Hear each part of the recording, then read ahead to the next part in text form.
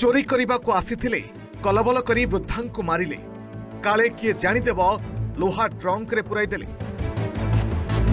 एभली एक जघन्य हत्याकांड देखा मिली पंजाब छाबेवाल अंचल फार्म गाँव में घरे एकुटिया रहुथिबा जड़े 69 वर्षीय वृद्धा जोगिंदर कौर करा हत्या।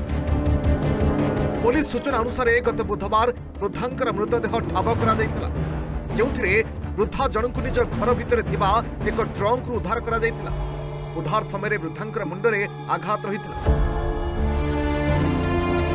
प्रथमे ए घटना सामना को आनिथिले महिलांक घर को प्रति संध्यारे आसुथिबा क्षीरवाला देखिथिले पूर्व दिन देइथिबा क्षीर बोतल कबाट पाखरे सेमति थुआ होइछि, जाहाकु देखि संदेह हेबारु पड़ोसी को खबर देइथिले आ तुरंत स्थानीय लोके महिलांकु खोजिबारे लागि जाइथिले। शेषरे महिलांकु एक आयरन ट्रंक भितरु मृत अवस्था ठाब करथिले। चोरी करने कहीं दुर्बृत्त घरे पशिथिबा बेले महिलांकु हत्या करा जाइथिबा नै प्राथमिक तदंतरु पुलिस जानिबाकु पाइछि।